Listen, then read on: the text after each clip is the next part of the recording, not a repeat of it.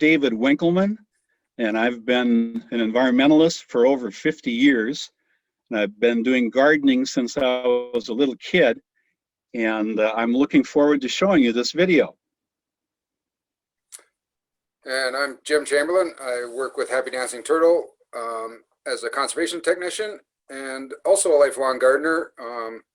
And yeah, welcome to our Back to Basics event on hugelkultur. I'm glad you guys could join us today. I think we have some interesting stuff to share with you. Thanks, Jim. And now we're going to watch a little video clip that we've already done.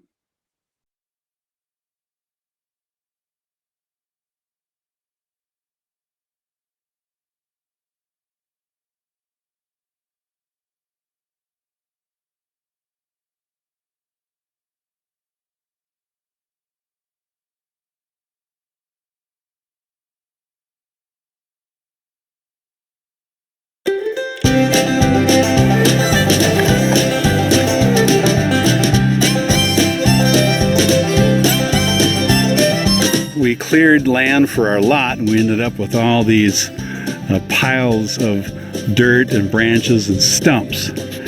And so what I did is dug a trench, a big long trench, and put the wood in it. The trench is like 8 feet wide by 5 feet deep, and I have the soil stacked up here alongside. We're going to add a layer of soil next, and then we're going to add a layer of black dirt, and then we're going to add some more of the sand, and then we're going to add some more branches and black dirt, then more sand. Then I had 30 yards of black dirt here. It's manure-based black dirt, because that'll lower the pH better than peat-based black dirt. Taking all of the decay matter and turning it into something useful for the earth. We're enriching the earth, bringing carbon back in the earth. Here's the start of mixing them together. I've got some black dirt up on top of the sand now. No rocks. I'd like to see some rocks in it, because rocks are crystals and they help bring energy into a garden. So I might add some rocks later on as ornamental functions. Now I have spread the black dirt and covered the other material in the hugelkultur and made a 2-tiered system for the garden. The step 1 is going to be for a strawberry bed and annuals right around the base, and step up number 2 is going to be for the trees and the blueberries and the blackberries, pin cherries, choke cherries, June berries, plums, and apples. That's what's going to grow here.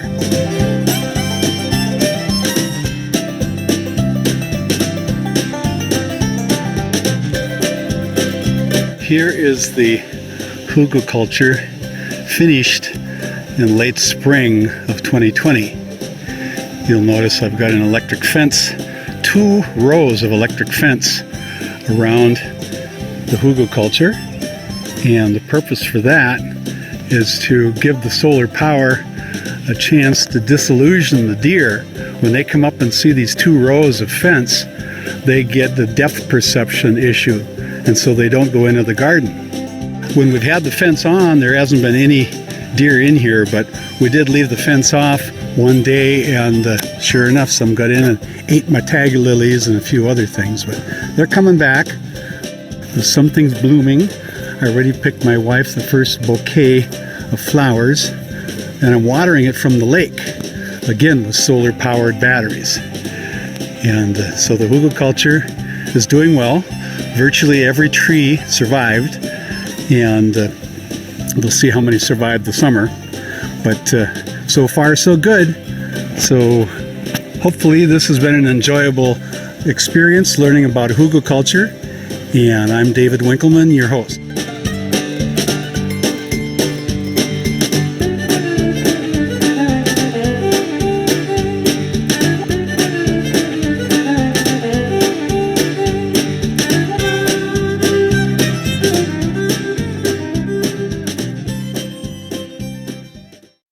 Hope you enjoyed that nice little video. Now we're going to go in and show you some of the details of a hugelkultur. And I'll be joined by Jim Chamberlain, and he and I will go back and forth on these.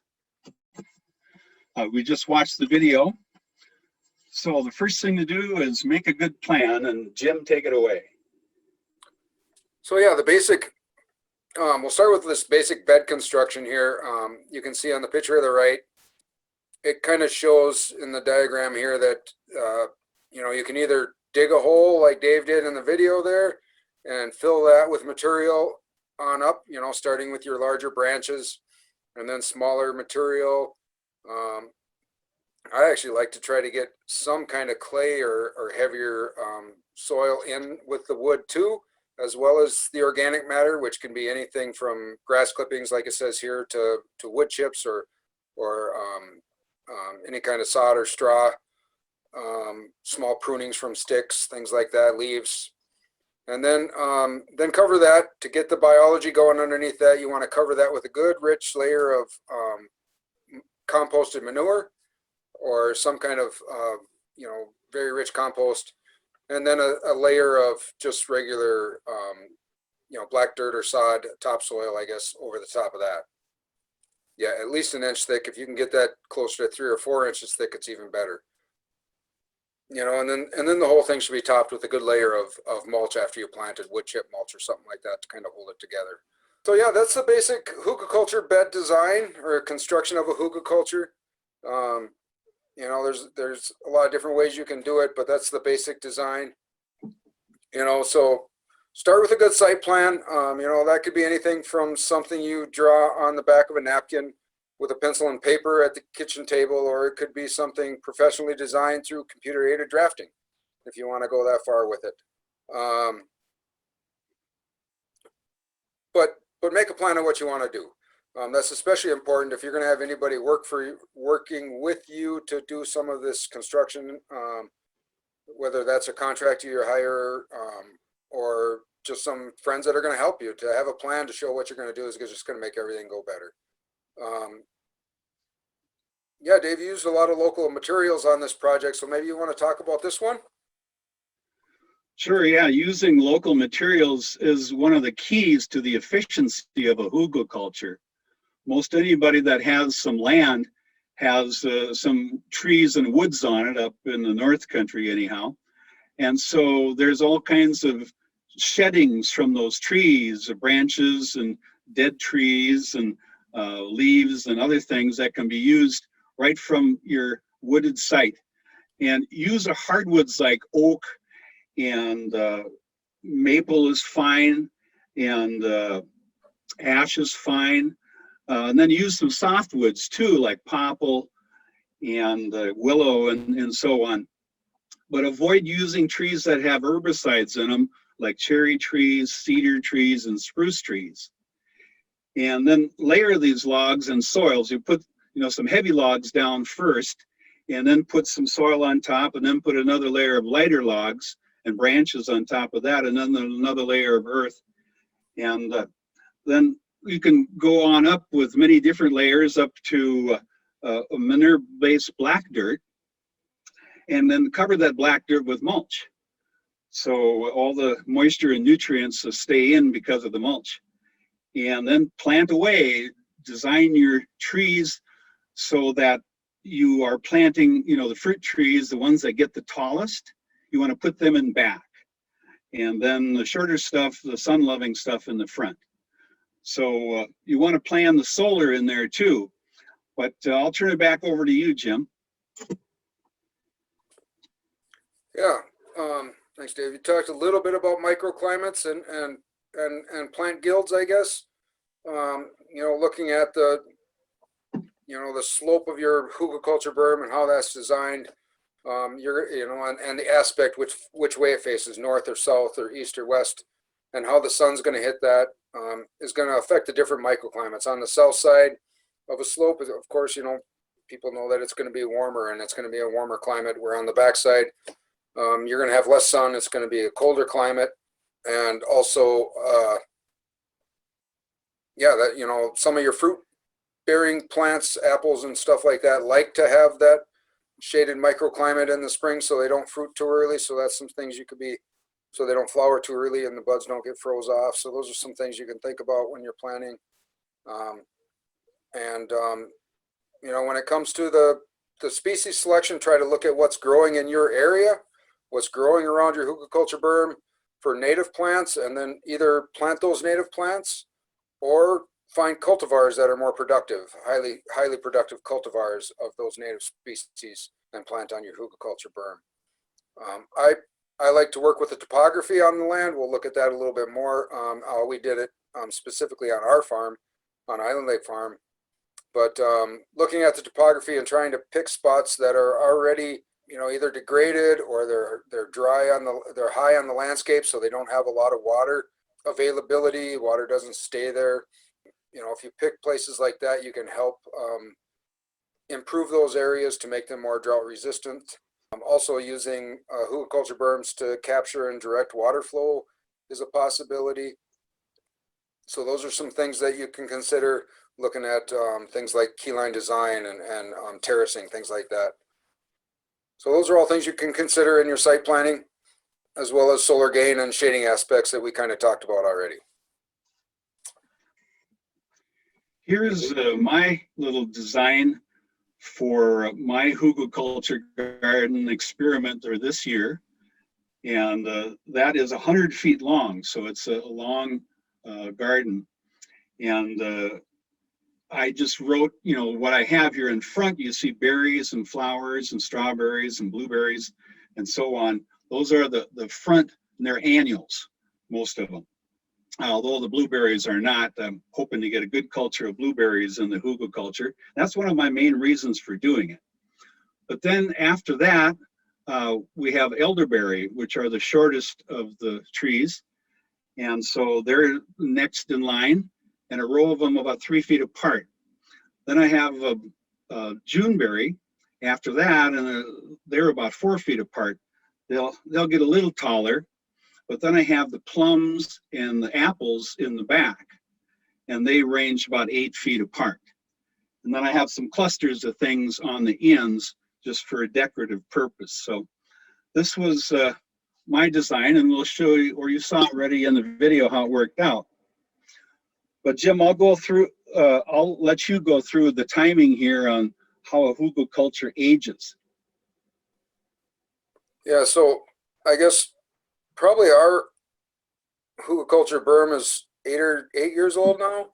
So as you can see in the photos here, when you first build them there's a lot of woody material still in there, of course, that's still solid. And it takes time for them to develop, you know, depending on how much smaller material you use and the nutrient dense, how nutrient dense your compost is, how many nutrients are in that. It's going to take some time for that hugelkultur to start to really build the health inside there, the soil, and to start cycling nutrients and being able to capture water. But usually within a couple, 3 years, you can really start to see the difference. And in the case of Dave's hugelkultur berm, it was almost immediate. But you can kind of see here, you know, in this pretty cool detail of how it builds over time and how it breaks down and how the plants grow. I guess the only issue I take with this diagram is that I think there would be more interaction at the interface between the hugelkultur berm and the ground here. I think you'd see a lot more roots coming from this if you were actually to take a look at an old 30 or 40 or 20, I guess in this case 20-year-old hugelkultur berm. You'd see a lot more stuff going, even in these deep-rooted grasses and forbs, going into the native soil and building soil, not just in the hugelkultur berm, but around it. One of the great benefits of the hugelkultur is its ability to store water. And as it ages, the ability to store water gets even better because of the cellulose that's in all the trees. So the trees act like a big sponge, and they keep on degrading, giving off nutrients for the garden. And then they turn into black dirt, which also catches carbon and brings the carbon back into the soil. So we talked about the water holding capacity. That makes the garden kind of drought proof. And I have sandy soil, so I'm going to be worried about watering. I watered this year because of the new plantings of the trees, we didn't get any rain for weeks after I planted. So I watered them every third day or so. But once I noticed that the soil got good and wet, it stayed wet the rest of the year without watering. And I was just talking about carbon catching. You know, carbon catching is what we need to do to build the health of the soil. What carbon catching means is that you create a healthy ecosystem in the soil itself with various kinds of nutrients and soil amendments and bacteria and worms and everything that goes into building a nice ecosystem without killing them with chemicals. Those living beings in the ecosystem will capture the carbon from the air through photosynthesis, bring that carbon into the earth and store it as rich black dirt. And then the nutrients slowly released from this rich black dirt, giving you wonderful, healthy food. Yeah. So this is Jim's garden, one of Jim's gardens. The other thing I'd like to point out on the nutrient release part is that those nutrients are held in the biology. So the microorganisms, the organisms in the soil that Dave mentioned, they're the ones that convert that nutrient and make it available to the plants, but they hold it in the profile so that it doesn't leach like a lot of added fertilizers would do. Yeah, so here's a picture of, or here's the Hugelkultur berm that we put in. It was a couple 100 feet long. Like I say, I think we put this in probably 8 years ago, maybe a little bit more. This part of the field was really high and dry. You'll see when we get to the aerial photo that we had chopped this up into different paddocks to plant, excuse me, plant vegetables and rotate animals through as part of our farm operation. And we could never really figure out how to design this until I started looking at some topography and learning a little bit more about keyline design.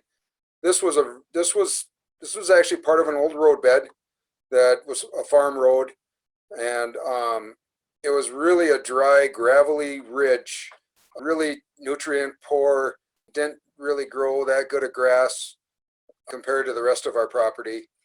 So we figured this would be a good place to put in a Hugelkultur berm as part of this keyline design alley cropping system that we had. So we took just a simple one bottom plow. I broke the rule. We didn't have a plan for this. I guess we did have this design here, but if you go back, Dave, to the other slide, we took the two bottom plow when we went one way, and then we turned around and just took the plow back the other way. This is our old two bottom plow on the back of our tractor, and that just opened up enough a trench. And then we had a bunch of old mushroom logs. We grow shiitake mushrooms on our farm, and we had a bunch of old expired mushroom logs that weren't producing anymore. So we took those old logs and we buried them in the trench. So they were partially decomposed already. And then we kind of shoveled the dirt from the trench itself back on top, and then covered it with a bunch of black dirt with the help of my lovely assistant here, Chantrell, our daughter. She worked hard that day. We did pretty much all this in, I guess it might have been, no, I think we did this all in pretty much in one day. So it didn't take very long for us to do this. Yeah, okay, we can go to the next slide now, Dave. This kind of lays out where the Hugelkultur berm is.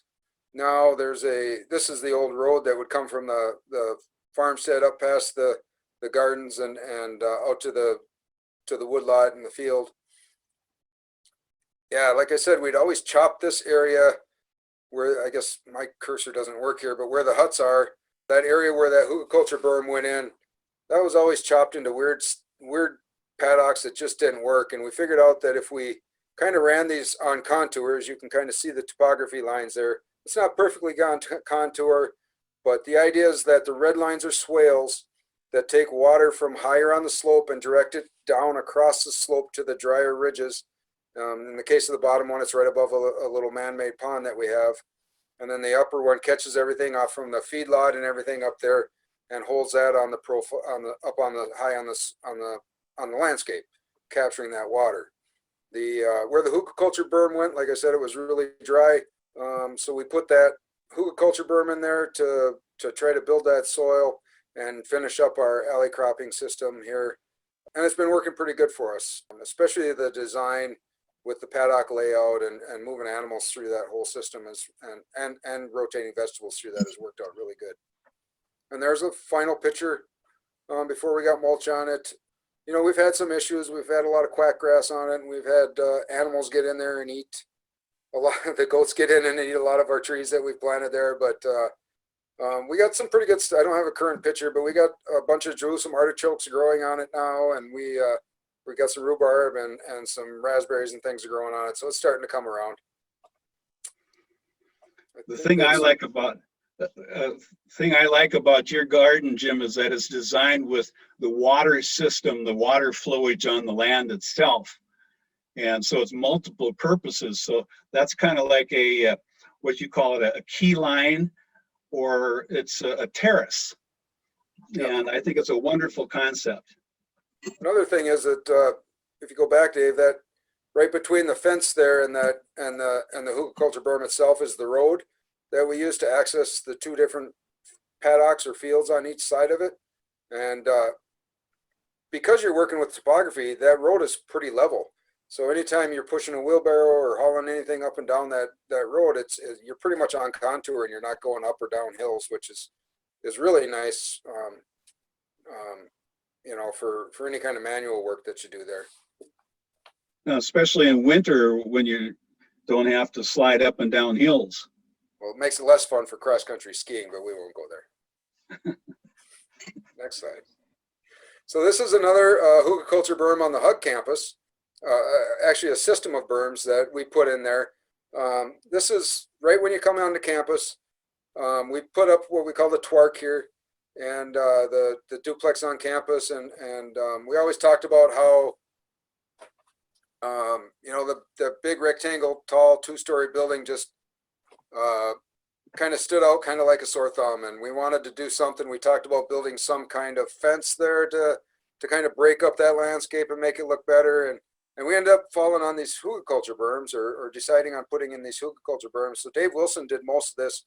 We discussed the design, and basically he had some free time one week when I was out of town, so he sent me a drawing on a napkin, literally, and texted on my phone and said, "Does this look okay?" And he went ahead with it, and it was a big project. These are pretty long. This one, I think the first one in front that's on the picture to the left here is the one, the shorter one when you first come in, and it's probably 15 or 20 feet long. The next one's probably close to 50 feet long. And the third one is quite a bit longer. It might be 150 or 200 feet across there. And they're as much as 5 feet tall. We didn't have a really good planting design. We had a bunch of native grasses and Forbes seed that we bought, wildflower seed and native grass seed that we spread on top of all that and raked it in when we first planted it. We probably should have gone to the work to haul a bunch of mulch on it. That probably would have helped. But a couple years in, and we're starting to see some pretty good native grasses, some big blue stem and little blue stem and other stuff coming in on it. Someday we probably should try to get more native shrubs and trees growing on there, like some choke cherries and different things like that for wildlife and for people that live on campus there. They could come and harvest some of that and make fruit and stuff like it. But all this was made from local stuff that we had on site here on campus. We get material on campus from a couple different tree removal companies, and so we have a lot of wood chips and stumps and things like that. So Dave dug this hole with the skid steer, and then he hauled a bunch of that wood in and took a bunch of the decomposed wood chips that were broken down pretty well, the stuff we'd had for a couple of years, and threw that in with the logs, and then covered it back up with the native soil. And I think it's turned out to be pretty good. It could use a little TLC, as you can see, but you know, I think we're really starting to see some of the native plants come in. You know, they say native plants, the first year they sleep. How does it go?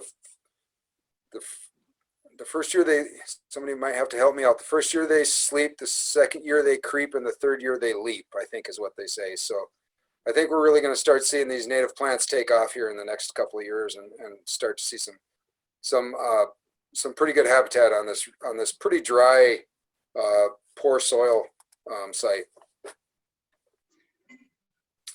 Well, I, for one, can't wait to get the benefits of my hugelkultur this coming year, because I'm going to plant strawberries, blueberries, blackberries, and I think some Juneberries will already bear some fruit, and maybe the elderberries.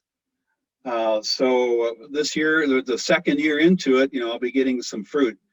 And I'm just kind of showing you some of the slides over again that I think are very important, and getting this is what you see down in the trench is like the second layer of wood. The first layer was logs. We laid in like 20 cords of heavy duty logs, oak logs. And then we laid some dirt on top of that. And then we laid this sort of a combination of dirt and logs and branches and sticks and stumps and everything else on top of that. And then the next step was to push over that sandy material onto. Can I interrupt for a second? Sure. So that last stuff that we put on that was stuff that had been pushed to the side, and with those piles I showed in the video, that mix of dirt and roots and stuff that were pushed off when somebody did the clearing there originally for that building site. Yeah, like where you're going with the skid steer right here, you're going over to one of the piles there, and then you bring it back from the pile over to here. That made really good fill material on top of those logs. It really filled in the gaps and is really going to jumpstart that hugelkultur berm.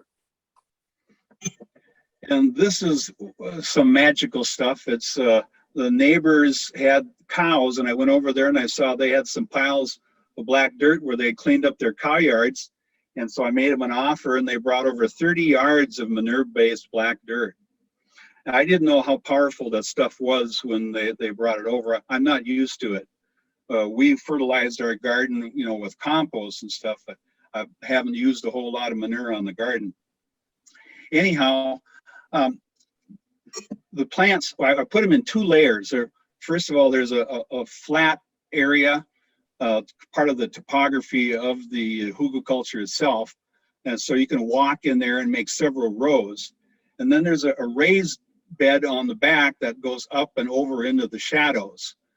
And the raised bed has a lot of stumps. You can sometimes see some of the stump pieces sticking out of the hugelkultur, and those are like features we enjoy. Like this is the southern stump, and we've been watching what is growing naturally there too this year, and we had a bunch of thistles come in. And so they grew really rapidly. So I pulled those by hand. And then we had a bunch of hazelnuts coming in. So I let them grow, and I might add some hazelnuts later, but for now there's hazelnuts on the backside. And these are some of my helping buddies that laid the wall. I'm building a kind of a nice place on the lake here west of Baxter, and I wanted to have a beautiful feature. So I built this wall out of paver stones, and I kind of like paver stones more than natural stones. I've used, natural stones so many times, but pavers are nice to work with, and you can end up with a beautiful looking wall. And then you can see we planted trees, like I mentioned before, the shortest ones in the front, the next ones, elderberries here, and then the plums here, and then apples up on top. And then on the ends, I put some red flowering crab apples, and I'm waiting for those to bloom too this coming year a little bit, because they really got high.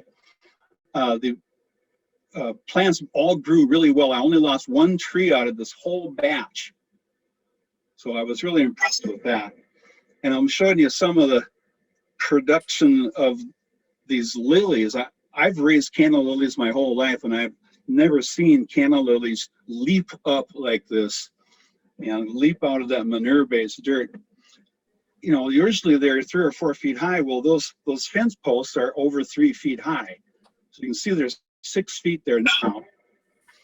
And I planted just 1 bunch at either end. It wasn't really a big plan I made. Somebody just said, "Hey, do you want some canna lilies?" And so I said, "Sure." And we put the canna lilies in, and I couldn't believe, well, I thought it was another picture. Yeah, here's the other picture. You can see where I'm standing here, and here they're over 11 feet tall. So these are some of the plants that are blooming in the hugelkultur. And I've forgotten the name of this. It looks like it's in the goldenrod family, but I don't know for sure.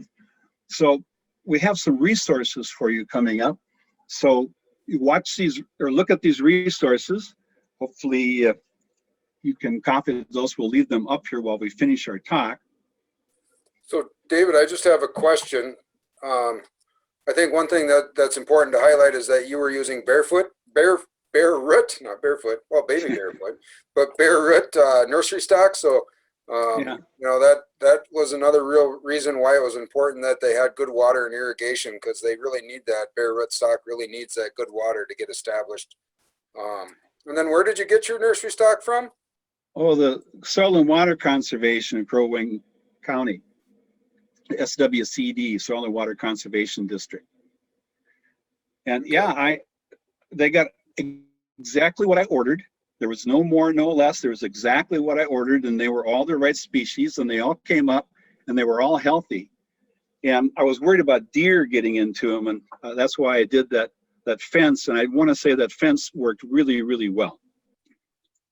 One of the programs that I helped design in my career as an environmentalist is called the Carbon Catcher. I'd like to offer these Carbon Catcher booklets. It's a 50-page booklet on building the soil health, and I'll offer them for free. And the Carbon Catcher is a way that we can take the carbon from the sky and fix it back into the earth. And the whole concept of carbon reduction can be enhanced by building the soil's health. The whole idea is that a healthy soil stores carbon, and the carbon is brought into the soil through photosynthesis.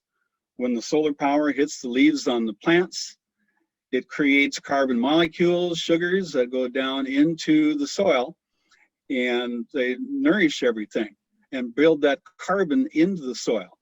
Then the plants, can adhere to it if there's enough water, and the ecosystem begins.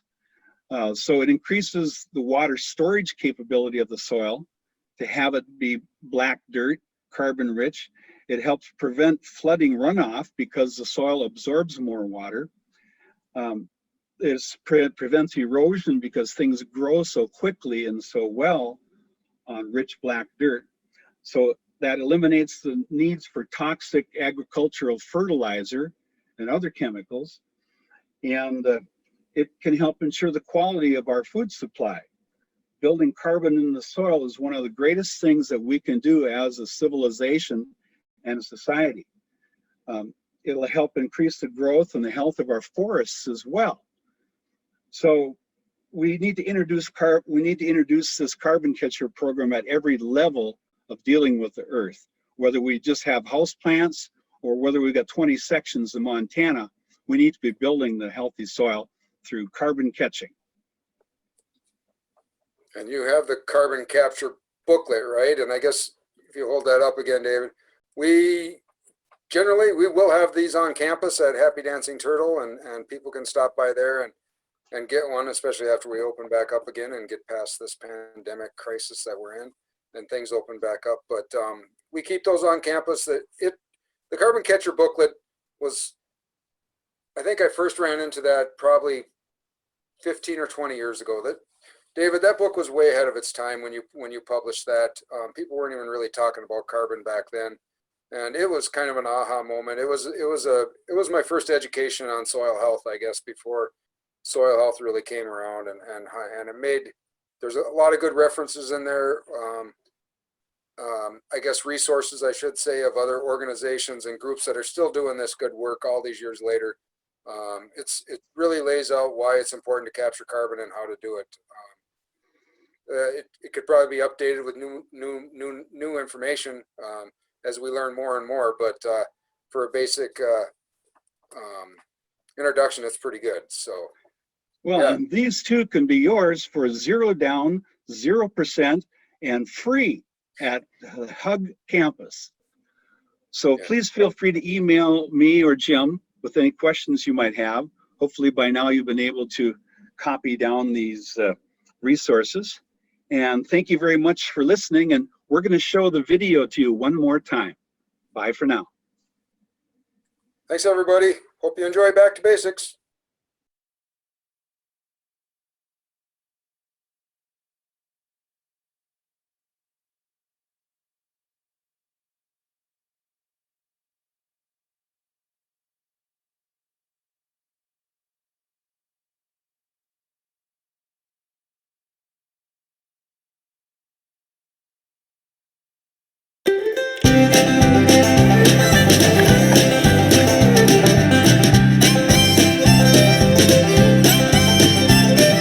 We cleared land for our lot, and we ended up with all these piles of dirt and branches and stumps. And so what I did is dug a trench, a big long trench, and put the wood in it. The trench is like 8 feet wide by 5 feet deep, and I have the soil stacked up here alongside. We're going to add a layer of soil next, and then we're going to add a layer of black dirt, and then we're going to add some more of the sand, and then we're going to add some more branches and black dirt, then more sand. Then I had 30 yards of black dirt here. It's manure-based black dirt, because that'll lower the pH better than peat-based black dirt. Taking all of the decay matter and turning it into something useful for the earth. We're enriching the earth, bringing carbon back in the earth. Here's the start of mixing them together. I've got some black dirt up on top of the sand now. No rocks. I'd like to see some rocks in it, because rocks are crystals and they help bring energy into a garden. So I might add some rocks later on as ornamental functions. Now I have spread the black dirt and covered the other material in the Hugelkultur and made a 2-tiered system for the garden.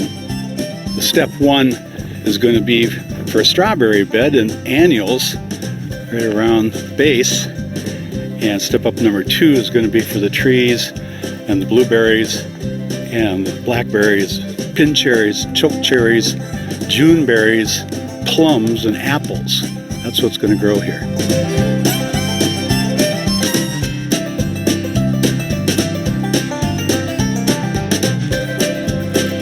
Here is the Hugelkultur, finished in late spring of 2020. You'll notice I've got an electric fence, 2 rows of electric fence around the Hugelkultur, and the purpose for that is to give the solar power a chance to disillusion the deer. When they come up and see these 2 rows of fence, they get the depth perception issue, and so they don't go into the garden. When we've had the fence on, there hasn't been any deer in here, but we did leave the fence off one day, and sure enough, some got in and ate my tiger lilies and a few other things, but they're coming back. Something's blooming.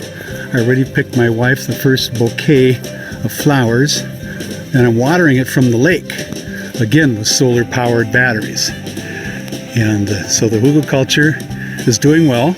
Virtually every tree survived, and we'll see how many survived the summer, but so far so good.